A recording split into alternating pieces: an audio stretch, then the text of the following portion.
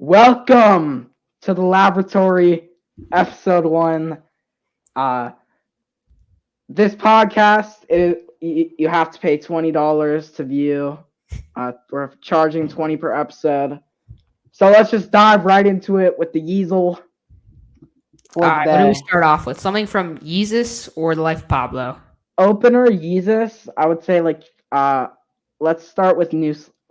I'm in it. We'll Okay. just go on with that. What? Huh? There. There it is. Oh, Hey. that was an air ball. So, should we go to Donda? I think we go Donda. How about we go Donda chant? Let's go Donda chant. Ooh. Oh, Okay. This should okay. be pretty easy. I don't remember. I don't have the track numbers remembered. I think now we have to go Hurricane? Yeah, I think Hurricane now. Could we get this in 3? I didn't realize Hurricane. That's 5, bro. Jail. Okay. Yeah, I can't remember the track list because there's different track lists for deluxe and regular. Okay. Oh my god, that was easy. That was really easy. Oh, Yeezel, you have to do better. All right, we're gonna move into our Vultures song rankings. Vultures song rankings. Let's just go 16 to 1. Yeah, bold that. All right. At 16,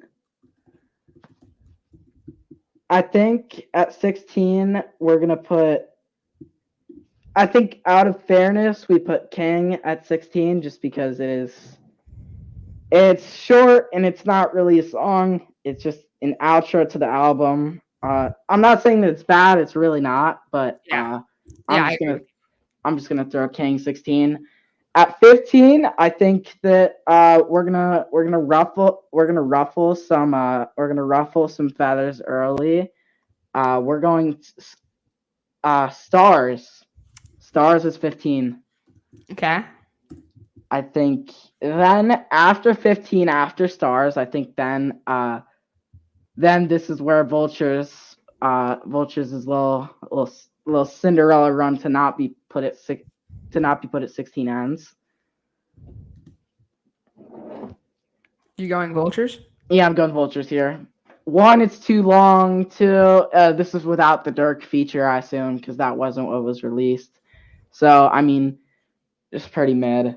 And then 13, we're just going to go really, really quality album. I don't think that any of these songs are below like an 8 out of 10, excluding King. But for a closing song, I think King is a 9. But just song value, it's below 8. So number 13, I think now this is where now we're gonna put Hood Rat at 13. Okay. Hood Rat does not deserve the hate that it's been getting. I was thinking about putting it higher here, but the world isn't ready for that conversation yet. So we're just gonna throw Hood Rat 13. And then 12, we're 12 paid. We're gonna put paid 12. I mean, it's a good song, but it's literally just fade too. Yeah. So and then after paid, these two songs are interchangeable, but we're gonna go Talking.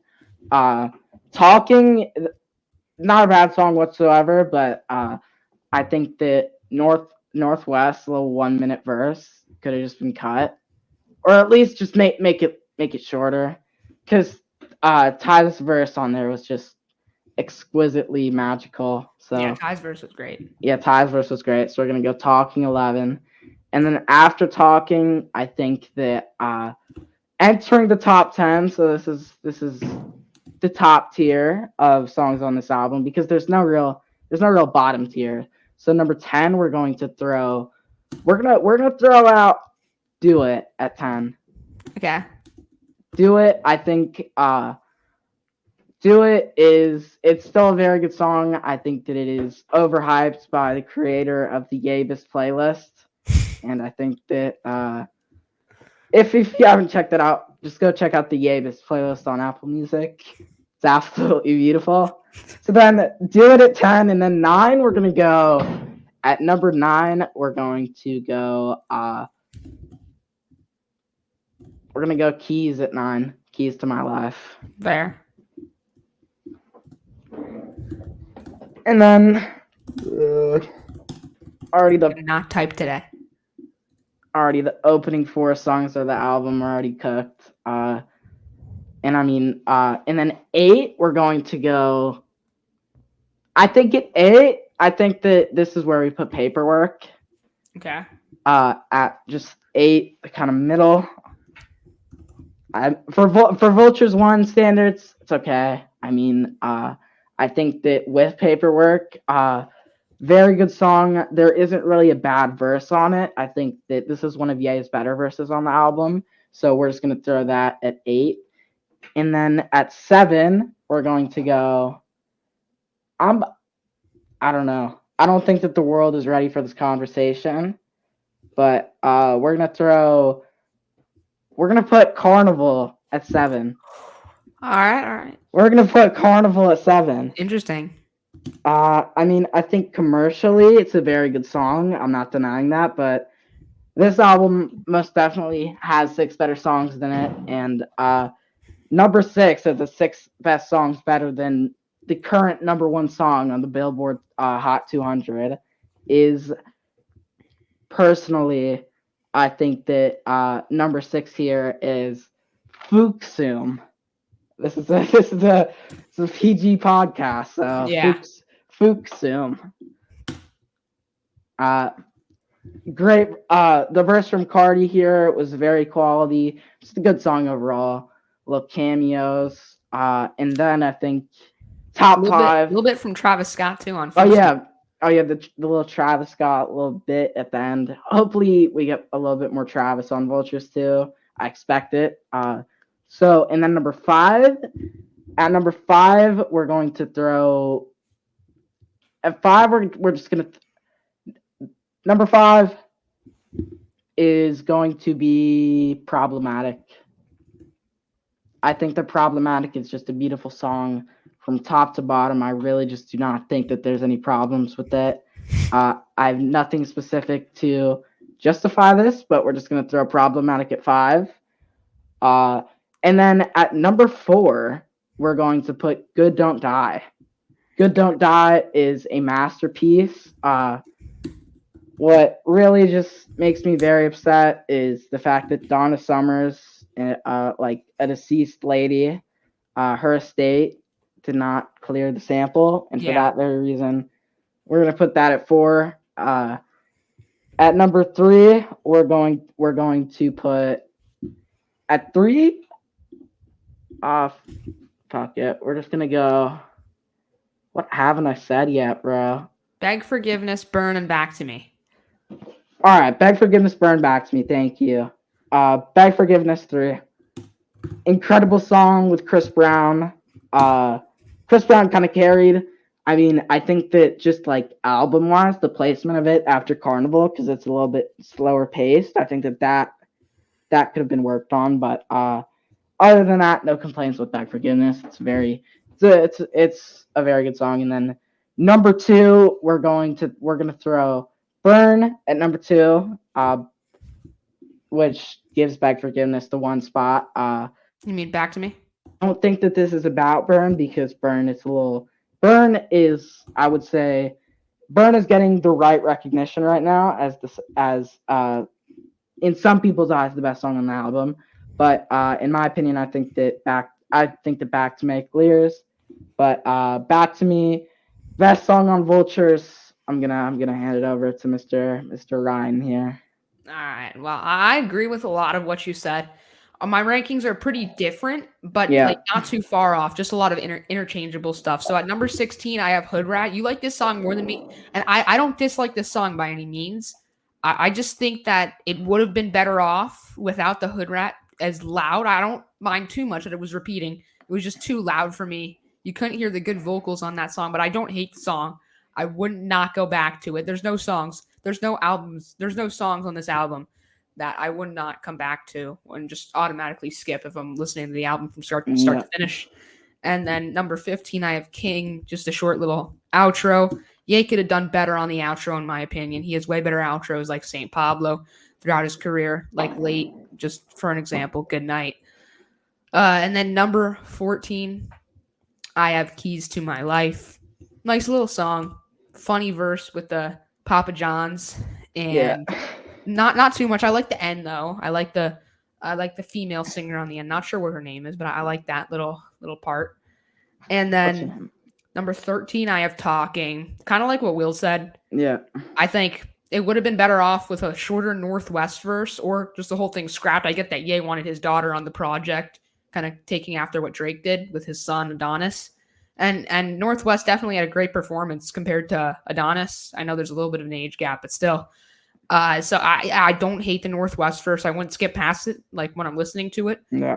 It's just it would have been better with the shorter verse. And because the second half is very good. If they strictly release the second half, not hating on the first half, I'm just saying. Yeah. If they strictly release the second half, it would have been much higher. What it felt like in my eyes was a petty attempt by Ye to get ahead of Drake. Yeah. But I do support putting Northwest on the project, and as you said, I don't think that it should be skipped when listening to it.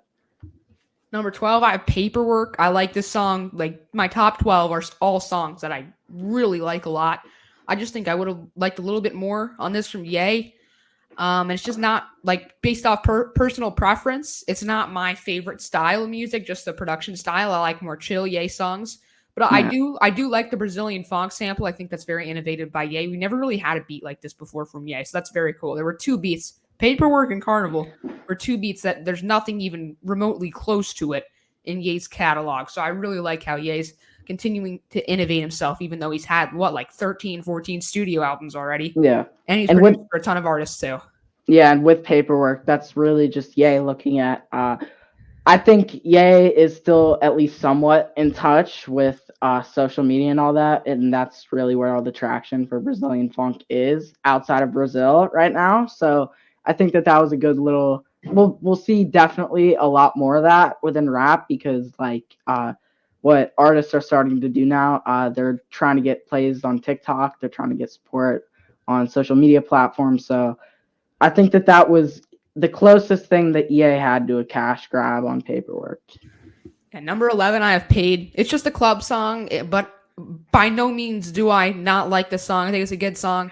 Yeah. Would have liked a little bit better of a Ye verse, but I really like the Ty part. Super catchy, and the production is insane on this song. So I'm giving Paid the 11th spot. Then moving into my top 10, I have Vultures. I really enjoy this song. I don't think it's too long. Maybe the Ty verse at the end is a little excessive. Maybe you could have fit Ty with a shorter part in the middle of the song. But I like the Dirk feature. And I mean, Bump J's verse was mid, but I really like Dirk, and I was a pretty big fan of the beat. And it definitely grew on me a lot since the release in November. That was like right before Thanksgiving. I remember I was on vacation during that release. Yeah. And I didn't like it originally. I hated it. I thought it was terrible. I was thinking this album's not going to be good. Why would he make this song the lead single? And while I still don't understand why this was the lead single, because it's just kind of a random song. I don't hate this song at all. So yeah. Number 9 is going to be Stars. Beautiful production on this song. Not a ton of lyrics, just a nice little intro from Ye. I really liked it. I think there's not too many songs that could have set this album off better than Stars. And then number 8, I have Do It. Kind of a better version of Paid, in my opinion. I like the sample at the beginning. I'm not going to say the lyrics on that sample because it's a PG podcast. Yeah. I like that. I really like the production. I think the production was just as good as Paid. The only difference for me would be that Ye had a better verse on Do It than Paid. And then moving into my top 7, I have Problematic. This is where probably all these songs are 10 out of 10s or 9.5 plus out of 10. Problematic, very good song. Not super long, but Ye actually gives us some quality lyricism on this song and some quality delivery for those lyrics as well. And I really like the beat as well. I really like the MBDTF reference. So Problematic, very good song. Probably a 9.5 out of 10 in my book. Yes. Number 6 is Efsum. Fuksum. This song is very good. I don't like it better than Carnival like you do, but I do think it's a very quality song. I would have liked a little bit more from Travis on that song. That's the only thing I would say about it. Ye's verse is solid. Cardi's verse is solid. Overall, just a pretty good song all around. Number 5, I have Beg Forgiveness. The production on this is insane. The Chris Brown sample is insane. Ye did a pretty good job as well in the middle of the song. So let me put this at number 5. Yeah.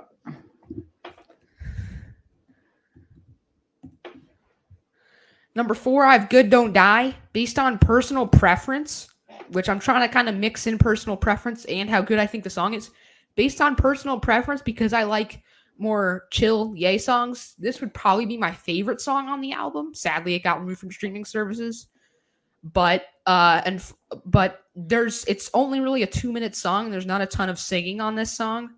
But the production is beautiful. The Donna Summers interpolation is beautiful. Ye's and Ty's singing. Ty complimented Ye on that song. Great, even though they had the same exact lyrics. This is just a perfect song to play like on a late night drive. Just overall perfect song. But there are 3 better songs on this album, in my opinion. And then my top 3. Number 3, I have Carnival. I think maybe it would be number 2 or number 1, but just based on personal preference, I think TikTok kind of ruined it. All the social media and non-Ye fans just constantly playing this and putting it in like edits and stuff. That just kind of ruins the song for me. Still a great song if you're just judging it for the song it is. Great Rich the Kid verse. Actual good Ty verse where we see him step out of his comfort zone and rap instead of sing. Good Ye verse. Good Hell of a Life sample. And then a pretty good Cardi verse as well. So overall, everyone did a good job on this song. I just think it got a little bit ruined by social media. Yeah, that's fair. When you have a popular artist like Ye, one of his songs is going to go super viral. Yeah, and I mean, we'll take it because it did go number 1. So I think you take those little wins, even if it comes at the cost of the song going a little mainstream, which normally I wouldn't have a problem with, but with Carnival, I think that it should only be really played at select times. That kind of keeps the mystique of it alive. So, yeah, continue. Yeah, and speaking of songs playing at select times, Burn probably was the second biggest song commercially on this album, but it got played at the right times. It did not get ruined at all. And that is going to be my number 2 song, just like you. Probably would have been my number 1 if there was more on this song, but unfortunately, we only really got a short, like 30-second verse out of Ye, but a great hook from Ty on this song. Great production, just overall. This song is like it doesn't sound like it would be something that's released, which is kind of a good thing because of how many good Ye unreleased stuff there is. Like when I first heard the leak, I'm like, there's no way this is actually going to be on the album, right? Is this even real? Is this AI generated? And then it actually came out, and I'm like, wow, this is a really good song. And then number 1, I have Back to Me. I think that Ye's part where he said the same thing over and over again. Not going to say because this is a PG podcast. I don't hate that part. I don't skip past that part when I'm listening to the song. It doesn't annoy me. I think the song would have still been better off without it and with the real Ye verse, but I don't hate that part by any means. And then you have an incredible hook from Ty Dolla $ign, probably his best vocal performance on this album. And then maybe the best feature on this album, Freddie Gibbs, very underrated artist. I'm going to listen to some of his solo stuff at some point in the future. Yeah. So Back to Me is, I don't know why it's correcting to 3, but Back to Me is my number 1 song on this album. So our list, if you look at them side by side, they're fairly similar. Yeah. Same number 1, same top 2. I think Carnival's commercial success kind of puts it lower on mine. I think that just generally I'm ranking based off of what I play these songs. I mean, when I listen to any of the songs on Vultures, I think that this is kind of my problem, but I cannot listen to this album. Well, I mean, I listen to this shit all the time because like getting a new album is just literally, it's like Christmas. So, or whatever holiday. This is I'm a social justice warrior. We support everything and everybody. So whatever you celebrate, this feels like that. So yeah, I just think that Vultures, in my opinion, this immediately jumps into the upper echelon of Ye's discography. For me, I would say it doesn't. It's better than some projects. I personally like it better than Yeezus, 808s and Heartbreak. Maybe Donda. Jesus is Yeah. King. Maybe Kids See Ghosts just because of how short it is. But I still really like the album. It's just I'm big on the college trilogy era, even though I'm not the biggest graduation guy just because of how overplayed some of the songs on there get. But I still think it's a better album than this. Yeah. And like, yeah, I'm just really big on all of Kanye's projects. So it's hard for it will be really hard for Ye to put out a album that's in his top 5 in his discography, in my opinion, because you have stuff like My Beautiful Dark Twisted Fantasy, Late Registration, College Dropout. But I still really like this album. I'd probably overall give it an 8 out of 10. Yep. Anything else for this show? I would just want to close with in the words of Anthony Fantano, this is Unreviewable 1, and also in the words of Anthony Fantano, this will be a Light 6 album. In my opinion, personally, I have this at a 9 out of 10 just because overall very consistent. But we're just going to wrap up at around the 21-minute mark.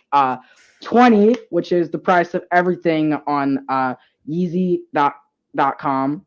Yeezy.com. This is my commercial. So, yeah, we're just going to wrap up. Thank you guys for watching. We appreciate it.